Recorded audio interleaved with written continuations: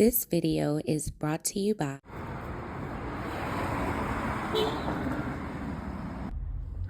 Cool Grain Clothing.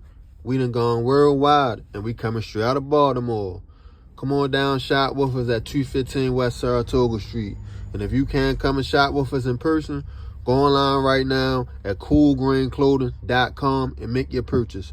Oh yeah, and by the way, if you ain't cool and getting the green, you're in the way, and that's just basic. What's going on, YouTube, fam? It's your boy Tony 2 times, and we back with another episode of the Baltimore Way, man. Before I start, be sure to tap that like button. Definitely watch this video to the end to hear the full story and all the details in the case. For the day one, fam, y'all already know it's all love. Thanks for tuning back into another episode. If you're new to the channel and you feeling the content, feel free to subscribe. Definitely hit that notification bell so you can be notified every time we drop a new video. Oh yeah, feel free to share the channel with your peoples. Everybody is welcome. This is a requested video. Salute to the fan member who brought this situation to my attention. I appreciate your support. But let's get right into the story. As a man, most of us know regardless of what, we have to get up, go out, and earn a living. As a single man with no kids, just to make sure you set yourself up to live a comfortable life and you won't have to ask nobody for nothing. But if you choose to go the family route and have kids, now you have to provide. It's different from just taking care of yourself. Now you have other mouths to feed and you. But for us that choose to go that route, we understand early on sacrifice. You might got to work jobs you don't like to make ends meet, not be able to eat steak every night and buy designer because you have other people to take care of. But as a family man, that's just it. That's the point. The goal is to make sure your family is straight by any means. As we get older, most of us find our passion and purpose. And if you are lucky, you'll eventually turn that job to a career. It's a beautiful thing after you have tried so many things to provide for your family, to finally find your calling. And as we become seasoned into fatherhood, it becomes second nature on what you got to do out here to survive. Work, provide, never stay complacent, have fun, live life, and pick game in our kids so maybe they can be better than us. You would think out the way, living in your purpose, not in the streets, taking care of your family, punching the clock, is the prime example of a civilian, that you wouldn't run into any kind of trouble. But unfortunately, that's just not the world we live in. Everybody is walking around with a point to prove. It's no talking or compromise. A simple argument can go from words to shots going off in seconds. It seems like some people wake up looking for a reason just to catch 50 years. But as a man, you have to stand up, defend yourself and what you believe in. But we never think the same thing we stand for will be the reason we fall, especially while on the job trying to provide. And on this episode of the Baltimore Way, we'll be discussing a recent case of a security guard who lost his life on the job in front of his son after an altercation. Earlier this year, Jamal Davis was a 38-year-old man navigating life in Baltimore. Described as a stand-up guy who loved his community and the people in it. Said to move with purpose and integrity and loved his kids. The father of 5 worked hard to find a way to provide and take care of his family as the primary breadwinner. After a few jobs, he would finally find his purpose, being a security guard and protecting local businesses. Because as we know, our city can get wicked, and some feel safer with people like Jamal around. The man loved what he did and took pride in getting up every day and protecting his community. He started working back in 2021 for a company called Cameo, who contracted their guards to work at local restaurants. And about a year ago, Jamal was sent to work at the McDonald's on Ricestown Road and Cold Spring in the Park Heights area of the city. Known to be a wild area with a lot going on, Jamal went above and beyond to make sure his customers felt safe.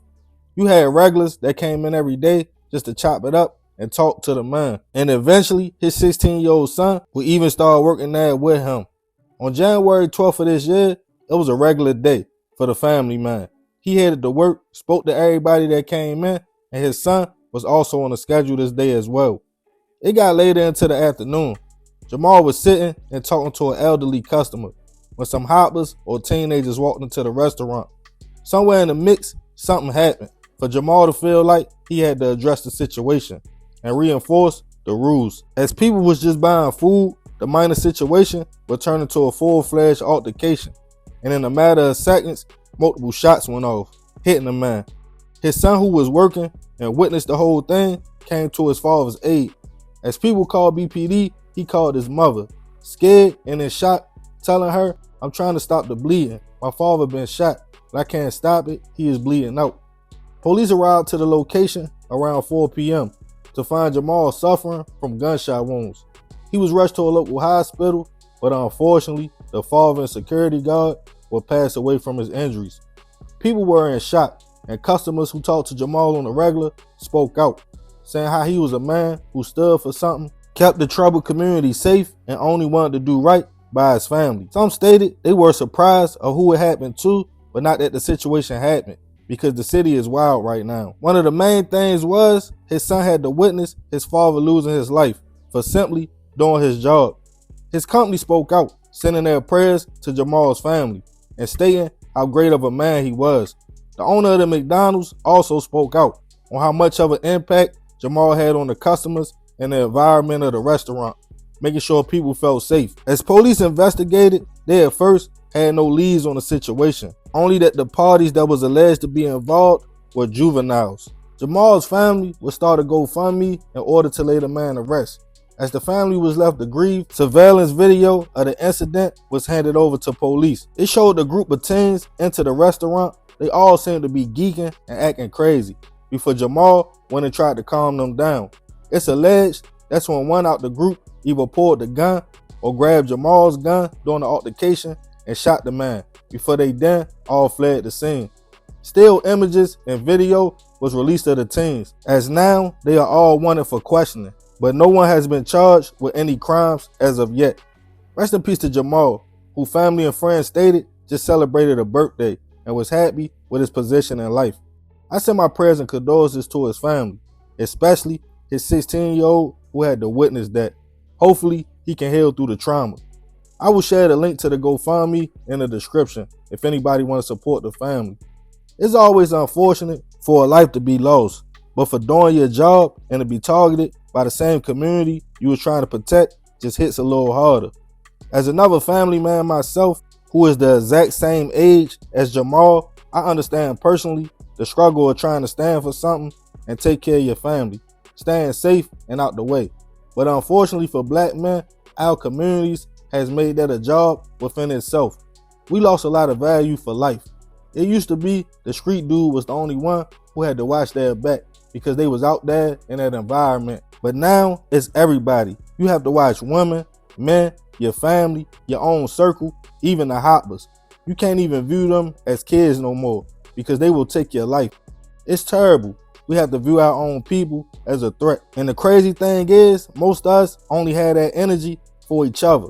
We get in front of a judge or police, it's no ma'am, yes sir. As a community, hopefully one day we will wake up and understand a disagreement or small argument doesn't call for guns to come out and lives gone. Until then, unfortunately, the city will continue the vicious cycle of lives gone too soon, whether to the ground or to the cell. But hey, that's the Baltimore way. Man, messed up situation. I definitely send my prayers to that man's family. But I ain't gonna talk too much more about this one.